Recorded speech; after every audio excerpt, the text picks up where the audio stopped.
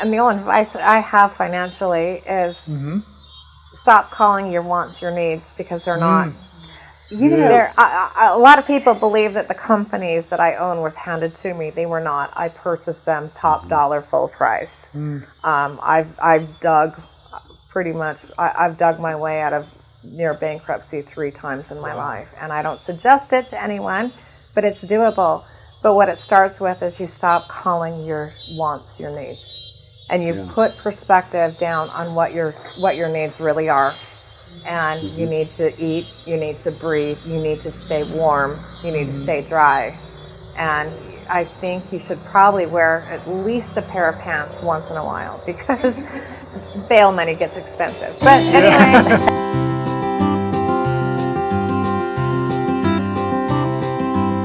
We have with us veterans to the Been a While series. You guys have done this once before, survived to tell about it. It was fun. Still will be tonight, I'm sure. Good. Yeah. Michael and Lisa from Tulsa. Tulsa, yes. Yeah. Actually, Lisa, small suburb of Tulsa, Sand Springs, but Tulsa area. So I get a visual when I hear Sand Springs of sand springing up from the. Is that pretty much it? Springs in a sand base, yes. Okay, that works. Yeah. All right. So there's actually a spring there that has. The town was built around a spring, yeah. Okay, very cool. Okay. Yeah. All right. And Elise, I can't remember where you're from. Salt Lake City, Utah. Salt Lake City, yes, of course. Okay. All right. So welcome. Thank you. And it's good to have you here tonight. So we're trying something new with 2 cameras. I know that camera looks crooked, and that's because it is. But my tripod's cheap, so. Yeah, we'll just lean over. Everybody lean over. So anyway, well, learned a little bit about you guys last night. And so this is going to kind of focus more on Elise. However, Elise, if you have questions for them, don't hesitate. Okay, great. And this is a conversation. We're not really interviewing. Maybe we are, but let's just let it be a conversation. So tell us a little about yourself, what you're doing here, and why you're driving a huge old RV. I am just experiencing life. Almost feels like for the first time. I own a couple of companies. I own a storage garage facility, and I also own a trucking company. And the trucking company, my parents kind of owned it.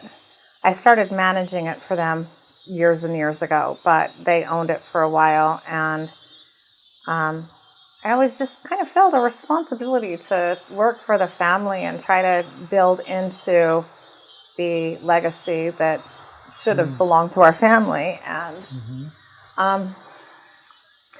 last year, I turned 50, so there's my age. Anyway, last year I turned 50, and I had a different midlife crisis. I realized that for the first 50 years of my life, I had been working and living for everyone else, providing for everyone else, trying to please everyone else, but I had never had a chance to do anything for myself. Right. And by that point, I had bought 2 of the partners out of the business, and I always wanted to be a counselor. I always wanted to be a psychologist or do something that would help people. And so I put myself through school as I ran the companies, and I went back and I got my degree for a life coach. Wow. And that was kind of like the first step of just, I call it my road of selfishness, but God says it's not. It's okay to love yourself. It's almost like the Bible says, love others as you love yourself. And what that means is that there's some element where you're supposed to take care of yourself as well, not just all about everyone else. And he showed a lot of that to me last year. And anyway, when my daughter followed in my parents' footsteps and moved to Florida, and she took my grandkids, I really broke down, and I found myself just stuck in working, being first one on the job at 3 o'clock in the morning and the last one off the job at 11 o'clock at night, and just a slave to this company that I really began to despise. Was that every day? Yeah. 5 days a week, but I would work on weekends to try to catch up on my own job. Like my own, yeah. And it really became overwhelming, and I found myself cursing my blessings. Mm-hmm. Mm-hmm. And that's when I knew that something was seriously off balance in my life. And I just kind of decided, again, it all started last year and it's kind of sprung roll, and one thing has led to another. It started with buying the flatbed, and then within a few months was the RV, and I came to a decision that it's okay for me to let go of some things, and I can't die, I can't take it with me, and I have to either figure out if other people can run it without me, or if I just close the doors, because I can't keep doing what I'm doing. I'm slowly dying every day.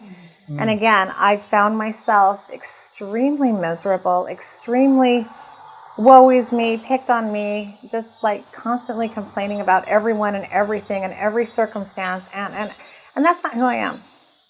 And when you're out of character to that degree, you gotta find a balance. You gotta put yourself right. And so I made a decision 2 months ago to put my kids, for the most part, in control of the office. I'll still be on dispatch. I'll still be handling major decisions, but put my kids in the office and drive off into the sunset and go hug some grandbabies, because they're my heart and soul. That is so cool. How many grandchildren do you have? I have 2 that are mine, and then I have 2 that are they're kind of like adopted-ish. Their father was best friends with my youngest son, and both of his parents passed away. And so we've kind of brought them into the family. Okay. Oh, my. That's cool. We shared with Steve last night that we have between us 6 children, and didn't tell you last night, 12 grandkids. Oh, wow. So we know that blessing. It's a lot of fun. Mm-hmm. They are literally the Brady Bunch. Literally. Yeah. Yeah. I have two boys and a girl, and she has 2 girls and a boy. Wow. They all call us mom and dad, which is pretty cool. That is cool. Yeah. That is cool. And 12 grandkids, man, that's amazing. Yeah. You know all their names? You don't have to recite. I don't know. I can't tell you their ages. I can.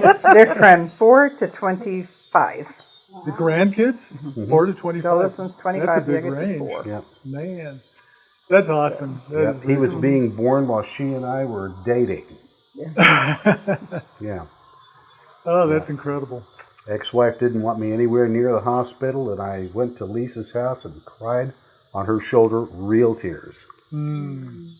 So, yeah. Wow. Not because I couldn't see her, because I couldn't see him being born. Right, yeah. Yeah, there's nothing like those grandbabies. Mm-hmm. Yeah. It's kind of like your reward for not killing your children. Yeah.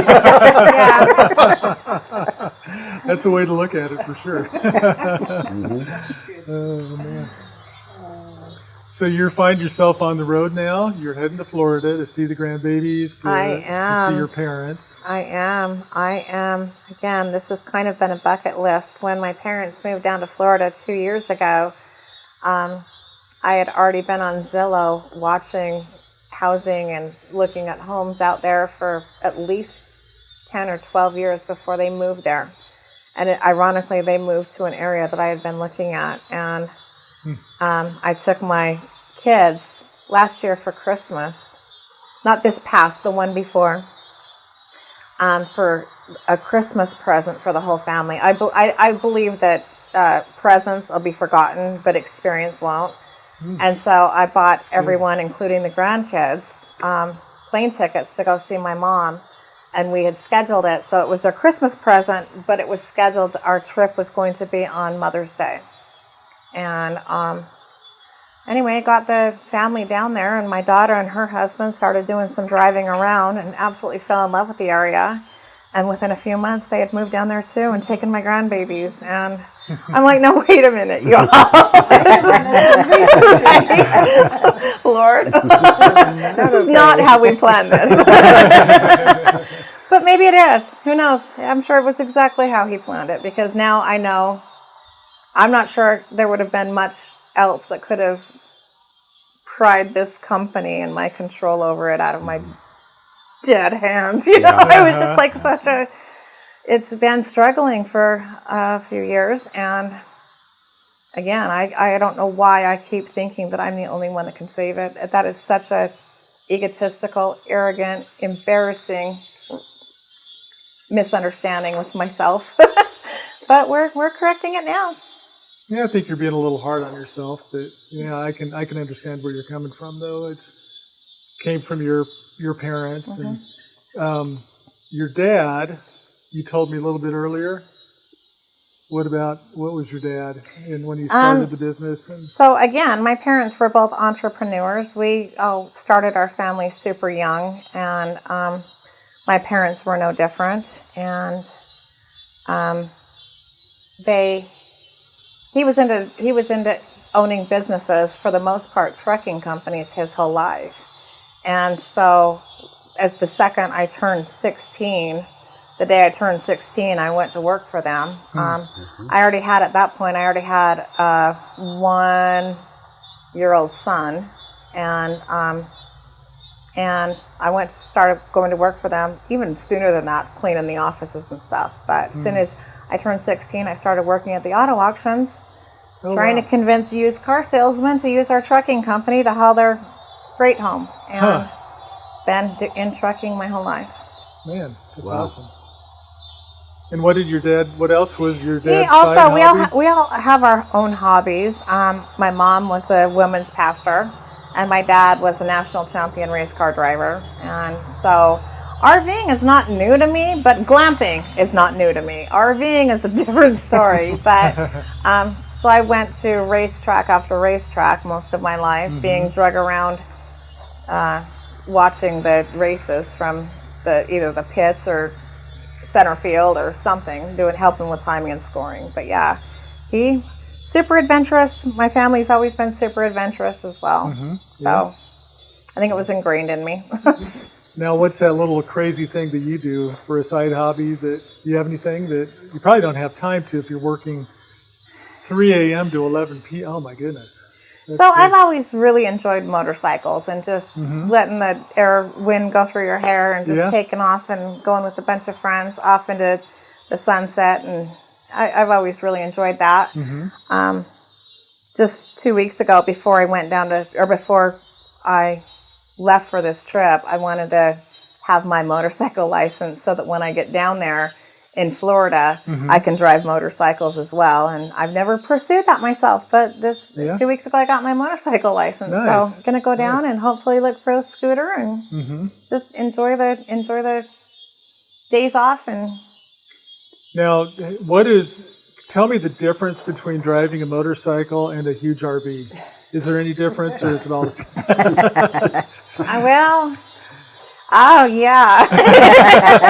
Yeah, these are big. Holy smokes. Like, literally. This is your third trip, right? Ever. Third time towing in my life. And we're going to Florida. From You Utah. did a great job backing it in. Well, thank you. Thank you.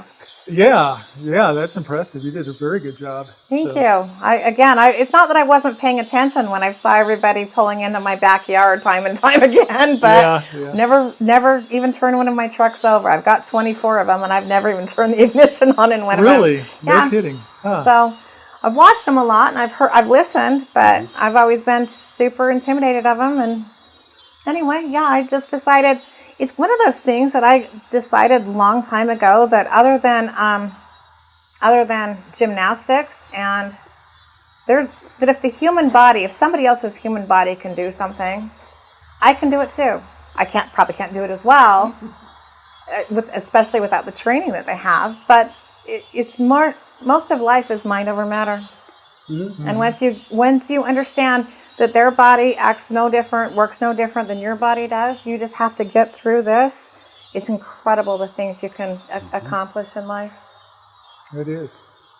Any insight? Gymnastics are off the table, though. You have to kind of want to do it. I don't want to do gymnastics personally because I would break things quickly. So, Any thoughts, any wisdom from this side of the table as you're listening? Sounds like she's got it under control. Oh. You didn't know that. Mine never matter. If you don't mind, it don't matter. Right. Exactly. Far be it from me to offer advice to somebody that's got their lives together. It sounds like you do. That's the first time I've ever heard that in my life. Sounds like you know what you want. That's 3/4 of the battle. You're absolutely The right rest there. of it's just figuring out how to get there. Yeah. You know? And I have always set the bar extremely high on myself. And again, I'm the hardest critic on myself there will ever be. And I set myself to a higher standard. And so much quicker to forgive and forget and other people's, but it's my own that I have to live with sometimes. And yeah, I'm working on all of that good stuff. But yeah, I just super excited about this journey that I'm on. I never thought, if you had told me a year ago that I'd be sitting here owning that, driving that on my way down here a year from now, I would have said you are crazy. There's not a chance. That would be my wildest wish come true. And I guess you never stop praying, you never stop asking, you never stop believing, because here I am with you wonderful people. So when you get to Florida, are you going to continue RVing, or have you got that far? I haven't got that far. All I know is that on Friday I'm expected to pull in, and we're going to go do dinner as a family, and my grandkids are spending the night with me that night. And after that, I'm watching my parents' dogs that weekend. But after that, I don't have a plan. I'm hoping to get down there and find a long-term place. My parents are fortunate that they have some acreage there that they're allowing me to take it and stage at their property. But I'm not going down there to intrude on their life. I'm not going down there to intrude on my daughter and her husband's life. I want to be available to both of them. If they need a babysitter, call me. Or if my mom or dad needs some help around the house or needs something, they need an extra set of hands, I want to be available. But I'm going to have to start my life. For the first time, I feel like such a child. Just so giddy and so, I don't know. Yes, I'm just excited about what it is. It's so great, though. But I don't have a plan. If I go RVing, great. If I don't, again, I just hope to find a place where I can store it long term, because on my parents' property is a little close for me and them, I'm sure. So I'm looking for a place I can store it long term, and I'm hoping to find somewhere that will accept me, even though I'm not 55 and older. I'm close. I don't want to wait 4 years. Anyway. That's true. I think half of Florida is 55 It's and ridiculous older. a little bit, but I'm hoping that if I get down there and I explain to them that I'm not some 20-year-old jumping on the beds and throwing parties every weekend, they might take a look at it a little different. Yeah. But now, how many places have you stayed so far? This must be your first or second this or is third? the third. We are honestly, I've been doing a bunch of YouTube videos, listening to expert advice, people saying, keep it to somewhere between about 250 and 400 miles a day, keep it. And I am doing I'm like a sponge right now, taking everything in, and it's been enjoyable. We are now, this is our third night on the road.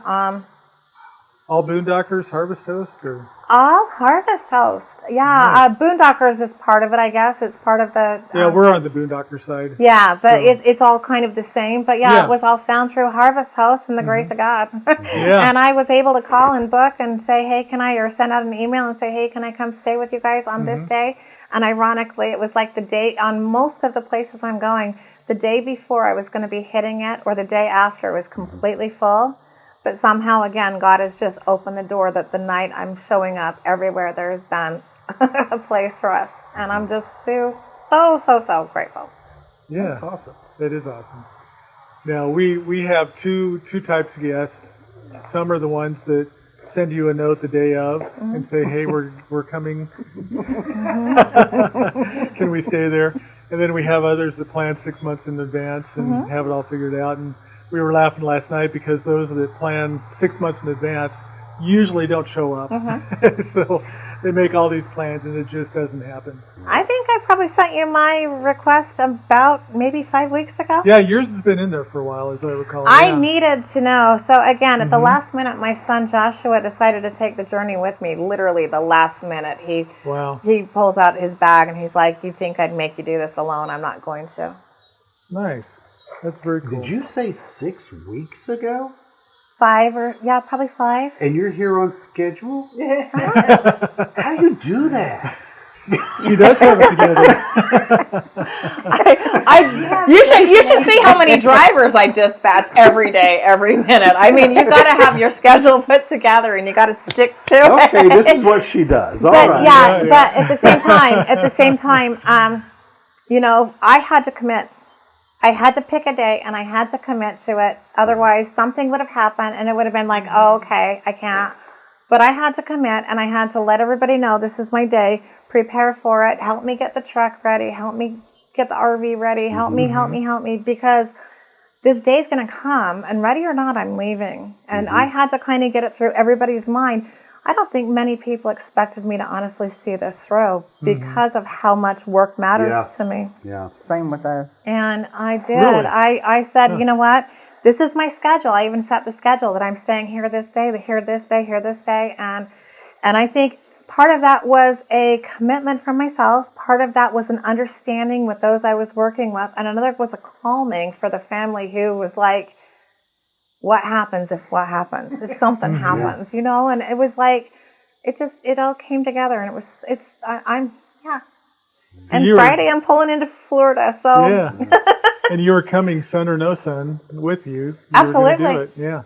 And he pulled again, I have, it's crazy, sorry, y'all are going to think I'm insane, but I have a full life-size Jesus in my, it's like a stuffy, but it's Jesus. There's a story there, but it's in my RV. And he was going to come, and if Joshua didn't come with me, I was strapping him in the side seat, and in case he needed to grab the wheels, Well, I guess that's one way to use the high occupancy lane. I love it. No, that's cool. I don't have any problem with that.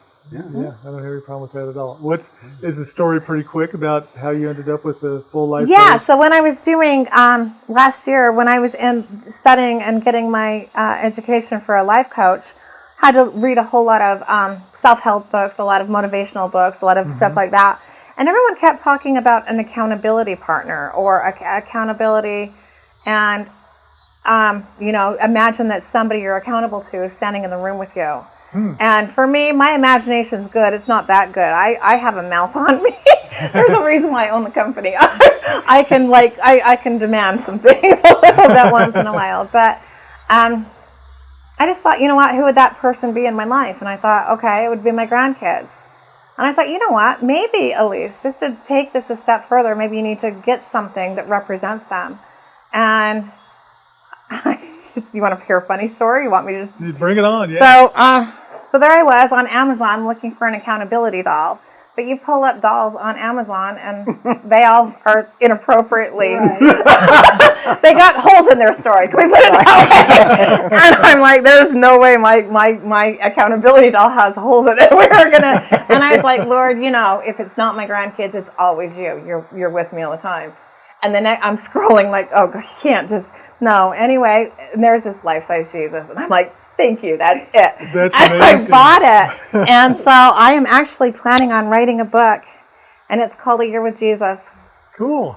And I'm going to take this with me. And again, it's when I'm having a conversation with employees to prop them in the seat next to me, and before I drop trowel on them, I can look and I could go, all right, how would you act if you honestly believe that Jesus went with you everywhere? Would it be different? And there's places where, you know, you throw them on the back of the bike, people go, you're not welcome here. If Jesus can't come with me, I don't want to be here anyway. There's a country and western song in there somewhere. There is. Anyway, so yeah, it goes with me where I go. And again, I don't carry him every minute of every day, but I think I might at some point if I ever find the time and the courage. But it's crazy when you stop and you think about how slow you are to when it says pick up your cross and follow me, to actually pick up a representation of who God is to me, to actually pick him up and carry him around like I'm some crazy loon. But you know, I hold myself back from that, and it's one of those things that I'm praying about, because how many times have I had a chance to witness and I've held myself back? So there's that too. Yeah. Sorry, I don't know if you guys are like not trying to preach, not trying to. This is my story, and I'm sticking to it. No, I love it. That's great. So no, we all have a story. We all come from different backgrounds and everything, and that's one thing. I don't want this to be. How do I want to say this? I don't want this to become strictly religious, so that people think you have to be religious to be a part of it. Not at all. But on the other hand, if we go there, I'm all for it. And so, your story about. I don't know why this came up. Oh, when you're writing a book, your idea about writing a book. We had just not even a week ago, we had a couple here that were staying with us, and she's writing a book, or planning. No, I think she's got it pretty well written. Just hasn't published it yet. But it came from a bike riding experience. She was riding her bike to a bunch of countries with a whole bunch of people. They were going up this long hill. One of the guys was talking to her and just asking her some questions. Why are you here? What are you planning to do? And he heard, you can correct me if I'm wrong, but he heard her say she was there for 10 guys. And he was like, wow, you're here for 10. That's amazing. And she said, no, thin thighs. I want to thin my thighs. So her book is probably going to be entitled 10 Guys or Thin Thighs. I was going to say, 10 guys should do it. Anyway, so that was pretty funny. Yeah. So anyway, so you're a lot of people, I would say most of our RVers are retired, and a lot of them would share probably a fairly similar story. Does that resonate at all with you as a retired couple? Sure.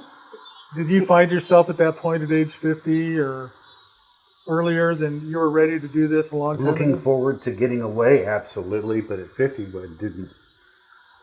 I didn't know about the RV life. Uh-huh. We didn't start the RV life until 2017, and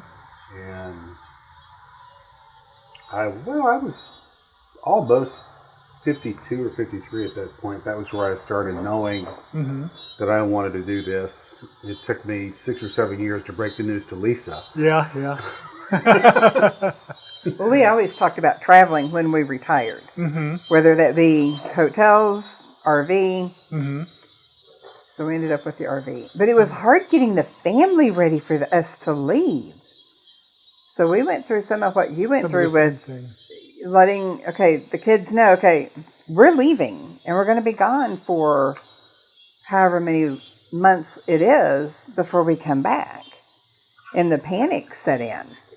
But what do we do if there's a telephone? You can call.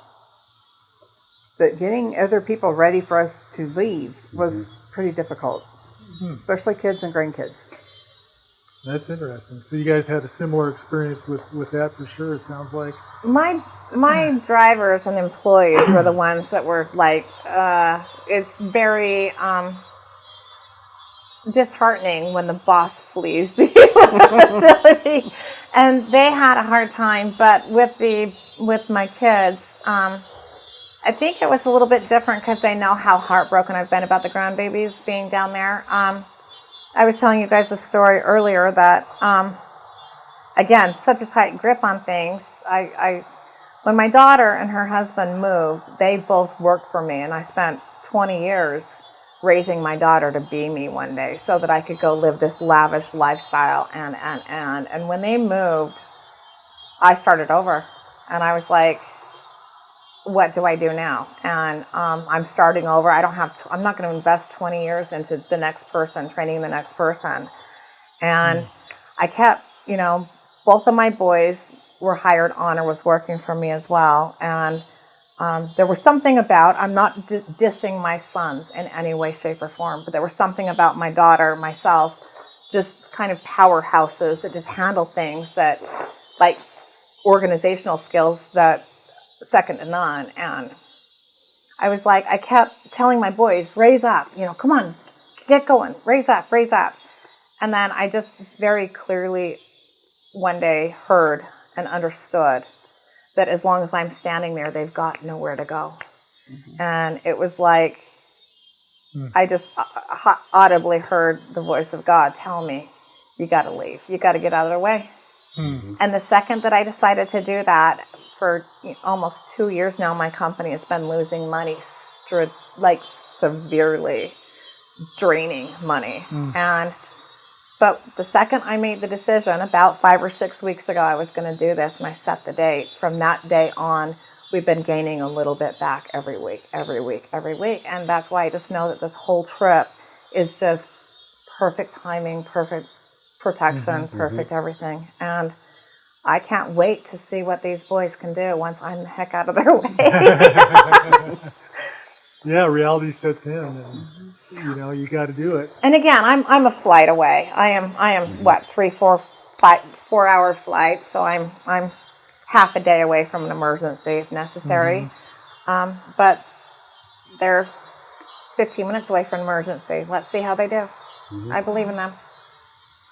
Now, if you had to do it all over again, would you still, knowing the stress that it brings, the difficulty it brings, would you still have bought the business and still that or another business, knowing what a business owner goes through with employees?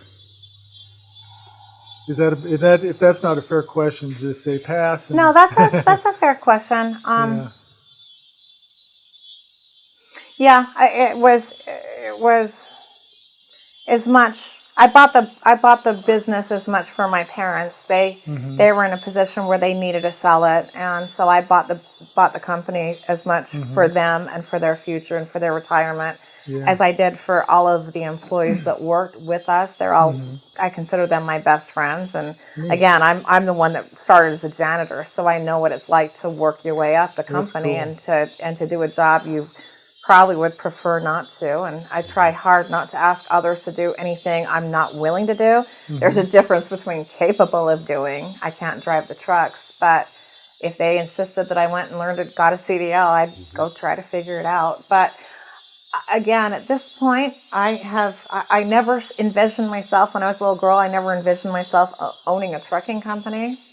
And I honestly don't believe that this lifestyle is what I was born to do. I'm anxious to go find out what I was born to do. If I do this good. I'm just kidding. But anyway, I'm anxious to just go experience some freedom and see what comes natural and next. Yeah. Do you have any ideas of what you're born to do? Any leaning? I'm really being brutal. Yeah. What's that? She was born to be a grandma. Born to be a grandma. Well, that could be. Yeah. I don't know. I just know I love helping. I love helping people. I don't necessarily, this is going to sound interesting, but I don't like giving hand out. I'd love to give hand up. I'd love to help people and watch the next person, that Humble and Kind song. Who sings that? I don't know, but I like it. The Humble and Kind. Yeah. It's Country turn song. Around and put your hand out and help the next one up. It's not a matter of give them something, but it's show them how to do it. That's the old give a man a fish, he eats for a day, teach a man to fish, he eats forever. Right. So, Right. And I think that's why I took such a hankering to the life coach, because that's exactly what it is. It's helping them find within them what's in there and helping them pursue that. See, I wonder if that might be what it is that is the next step, because you had such an interest in that, and if you can let the trucking go, and I don't know if I'll let it go. Not altogether, but Too soon. yeah, I get that. But I don't know if I'll let it go. But I doesn't mean that somebody else can't have every day in, day out management of it. Give other people a chance to shine. Yeah. When you think about the fact that you're the wrong person in that position, you're robbing someone else of what they were born to do. And I just, let's go find out what I'm made for, and let's see who was made for this. Yeah, very cool. Very cool. How would you get a life coaching program started? What would you do? I'm being brutal tonight. I know these aren't very nice questions. What would I do to be a life coach? To get a business started, being a life coach. I'll get a business started. Yeah. I have no desire to run a business. None. He's retired. None. I'm retired. You're not. Natty.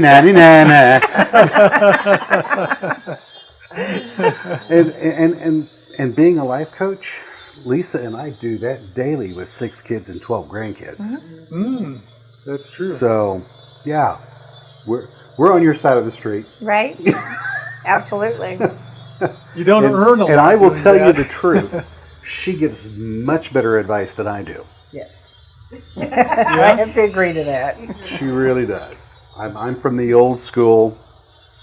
Lessons are best learned if they hurt a little bit. Mm-hmm.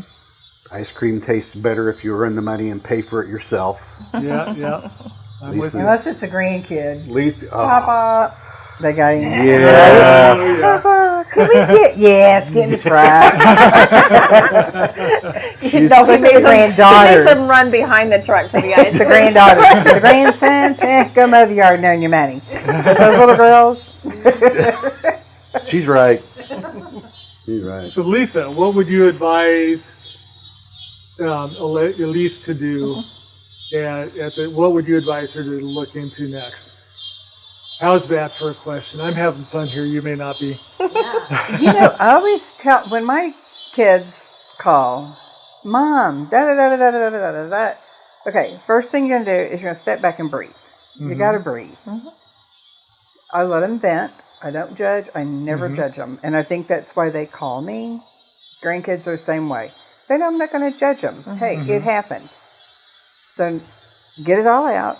Take some breaths, and then we're going to deal with it. And that's what I do with the kids, grandkids, my mom, my brother. Yeah. Take some risks. So just take a breath. It's not the end of the world. We'll figure this out and get through it. Yeah, good. She's the safe I try grandma. to do that with him. Yeah? She is definitely the safe grandma. Are you a safe grandpa? As long as she's in the room. I like that answer. That's good. Well, good. I like that you're not waiting around. You came up to the point where, and you can, and not everybody can. So, but I think it's a good way to go and figure it out. And well, you've got a lot of life ahead of you. I waited too long. No. So, but no, not really. But we're happy here too with life. But The funny thing is none of us ever know. Honestly, I mean, we have no idea. Several months ago, just out of the blue, from the stress of work and everything, I would just turn Smurfette pink or blue. Yeah, I'd be in my desk and trying to work and taking phone calls and look down and everybody's like, you got a problem. I'm like, what's that? And literally, I'm looking and I am Smurfette blue and I'm going, this can't be good. That isn't circulating quite right. Huh? Yeah, this isn't good. Wow. And I didn't see the doctor because I'm not much of a fan of doctors, but yeah, it happened like 2 or 3 times, and it's enough to be startling. It's enough to be going, I keep thinking I'm going to have 20, 30 years left. I'm going to be able to go experience this, experience that, and it's kind of like a knock on the door going, maybe you're not. And you don't know if you're going to be in an accident on your way home tonight. You don't know none of us are guaranteed anything. right. And I mean, that's kind of the beauty of life, the unexpected, unaware. You just gotta have to be ready to live it and embrace whatever. I don't know if you guys saw the latest video I posted, but 4 weeks ago, we had 2 couples talking, chatting, and about a week ago I found out that one of the ladies passed away, totally unexpected, on their trip visiting friends in Oregon. And it was kind of their first dream trip together, really. I mean, they had done stuff, but this was the big one, and I don't know what happened, but yeah, you're right. We don't have any idea, and nor do we have any idea what's going to happen with those we love. Right. So you got to make the most out of it. So I applaud you personally for what you're doing, and applaud you for bringing your alarm clock. Just to remind us that you don't want to go too long. Yeah. This is your 5-minute warning. Yeah. Yeah, exactly. Well, in your 3 weeks of RVing expertise, 3 trips of RVing expertise, is there anything that you would advise other people to do if they're thinking about doing what you're doing? I just pray about it, but follow your heart. And if you don't feel safe, don't do it. If you come to a place where people got to talk you into it, it's probably not the right time or place. But if you can't stop talking other people into letting you go, or you can't stop talking about it, go get it done. Go do it. Yeah. Reminds me of another one that we had where she knew she had to go to North Dakota. Had no idea why. Got to go to North Dakota. And it was on that trip she really got some personal help, life coach stuff. But yeah, and why North Dakota, who knows? But she was talking to everybody about it. Do you guys find that you did that a lot? You were talking a lot about it? Oh, yeah. Kind of consuming?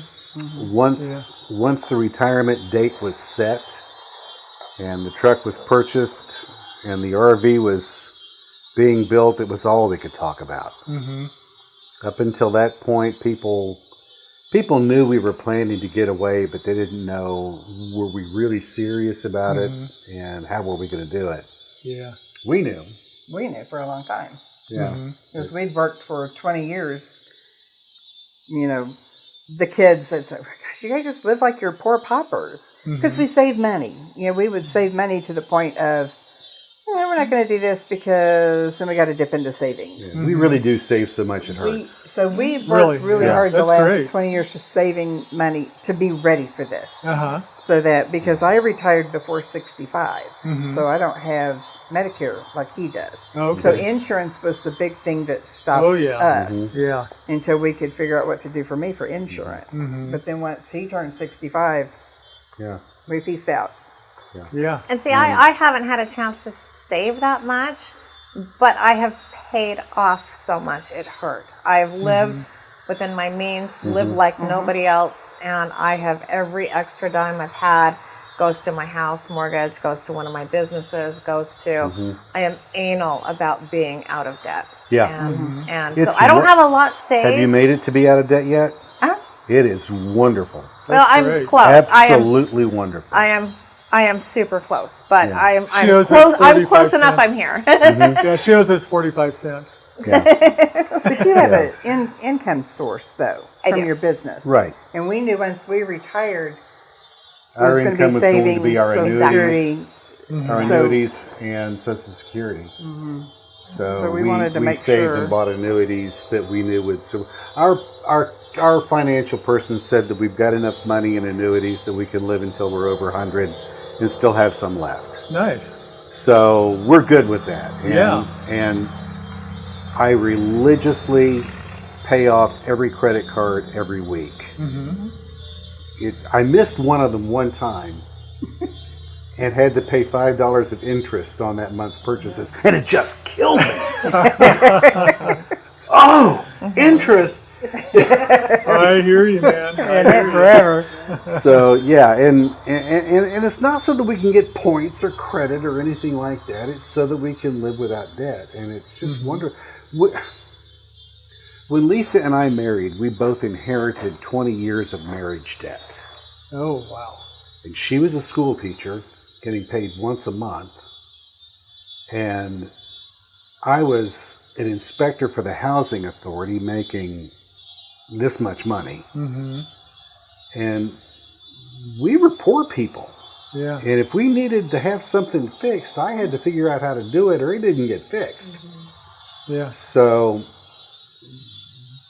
we got past all of that, and then we got everything paid off, and we have been financially independent we don't have a lot, you know, well, I guess we got enough that we can live until we're 100, but Yeah, there's that.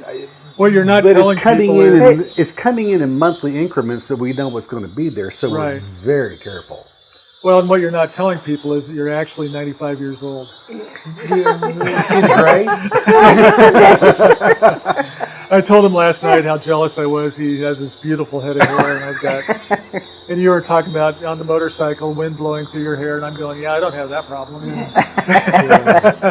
You can tell him. You can tell a happy motorcycle rider by counting the bugs in his or her teeth. Yeah, exactly. Yeah. Or the knots in the hair. Yeah. So But don't worry about shining on top. Your intelligence shines through. is that what it is? Yeah. Okay. I'll go with She's that. questioning that. She's like, Put that one in mind. I love it.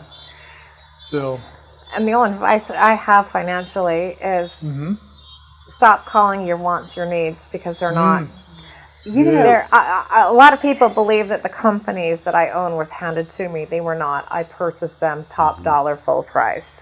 I've dug pretty much. I've dug my way out of near bankruptcy 3 times in my life, and I don't suggest it to anyone, but it's doable. But what it starts with is you stop calling your wants your needs, and you put perspective down on what your needs really are. And you need to eat, you need to breathe, you need to stay warm, you need to stay dry. And I think you should probably wear at least a pair of pants once in a while, because bail money gets expensive. But anyway, I just, again, people, I need that. They look at a brand new car. I need that. No, you don't need that. You don't. I think the second word is deserve. I deserve that. No, you really don't. Yeah. So, because that'll get you in a lot of trouble. And everybody has everything that they've ever wanted, but then they complain about how broke they are and how they can't do anything they, quote, want to do on top of that. and then you find out nobody wants it when you're gone. Yeah. The kids Isn't that don't the want truth? stuff anymore. Yeah. You know, we were cleaning out a house. That was we a lived at Cranston, realization. and I was sending pictures to the kids of things that I had gotten from my grandmother in different places, and they're like, "No, we don't want it. We don't want it. We don't want it." They don't want stuff. Yeah. So, and then moving into the fifth wheel, it's like, okay, is this a need or is it a want? Yeah. Because if it's a want, something has to go. Right. There's not room for all of it. Mm-hmm. You know, there's this much. And you cabinet brought Michael space and anyway. storage space. I know, I took him anyway. But that was a real eye opener for us when nobody wanted stuff. Yeah. And what we got rid of, and then moving, like I said, moving into the fifth wheel, you have limited space, so you can't just stuff more in the closet because there's no more closet. Yeah. So you She's sold been, it. You sold she's the been the house. voice of reason through all of this. Yeah. While we were still shopping for the RV, she said, "Where are you going to put that?" "I don't know. I'll figure it out." And I went into it blind and stupid. And when I found out how little storage space there really is in all of those closets that they brag about on the videos, I started thinking real hard about, did I really need that? Do I want it, or do I need it? Yeah. It was a lesson learned the hard way. A lot of his tools went into storage. Okay. That was hard. That was hard for him. Well, yeah, on your profile, you said you're a strong, really well-versed in handyman stuff. You can do about anything. Well, the solar system that I installed. Yeah, that's right, which I was supposed to get a video of today. Oh, well, we can do it tomorrow if you're Catch it not busy. tomorrow. Yeah, tomorrow I can get it Sure. done. But So- yeah, all through our marriage, if it needed to be fixed, I fixed it. In fact, funny story. This is fun. I like this one. Okay. She, Lisa, can I use your bathroom? Yeah, the one in the hall. Okay, hold on. I was single with 3 kids. Okay.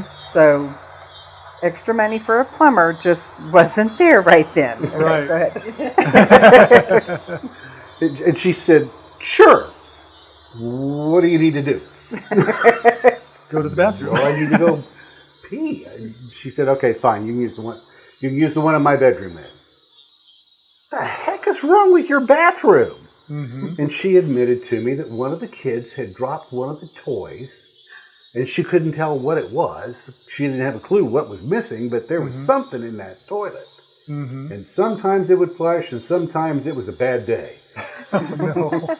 Well, I can fix that. I'll be right back. And I zipped a broken arrow, and I grabbed my tools, and I came back, and the thing wouldn't auger. No way. Wow. And I just pulled it off the floor and took it out back and turned it upside down and augered it the reverse way. And what was it I got out of there? It was A medicine cap. yeah, it was a lid. cap from a NyQuil bottle. Oh. Or that kind of a cap. I didn't see what it was, but yeah, plastic cap. And I said, listen, I'll be right back. And she said, you're leaving with my toilet in the backyard? And I said, yeah, I've got some vinyl from where I did a room in my house in Broken Arrow that'll fit that bathroom. I'm going to replace the floor while I've got the toilet off. Nice. And I got back and found out that she had told her mom she was going to marry me that day. Oh, wow. What's her number? I'm marrying his brother. Right? I know. All my friends are like, does he have a brother? No, sorry. So I was glad to give her the vinyl because it was spare. It didn't cost me anything extra. Yeah. You know, And then so, you put a yeah. ceiling fan in a room a couple of weeks later. I'm like, Man. okay, you're reckoning at some serious points here. Yeah, Really we're married married because of a you. toilet. Yeah. Married because of a toilet. You know, and I haven't heard that one before. So, that's so I guess the moral of the story is if you really want to capture your girl's heart, you replace her toilet. That and the bathroom floor, you The betcha. bathroom floor. Yeah, there we go. There's some nasty carpet back here. That was the ugliest vinyl you ever saw in your life. It Oh, was yeah? From, it was from 1960, and it was that Spanish mosaic print. Yeah. It was bad. terrible. Don't tell them about our linoleum tonight. Good time. This had seen better times. Good Yeah. time. Right? It's not a need. Yeah. Yeah. But when you have it to replace it, that's good. Yeah. That's good stuff. Oh, have fun. Well, I appreciate it. I think we probably better call this one good. But any parting thoughts that any of you that you just Colleen, anything you want to talk about? I don't have a mic, so. We can fix that. Well,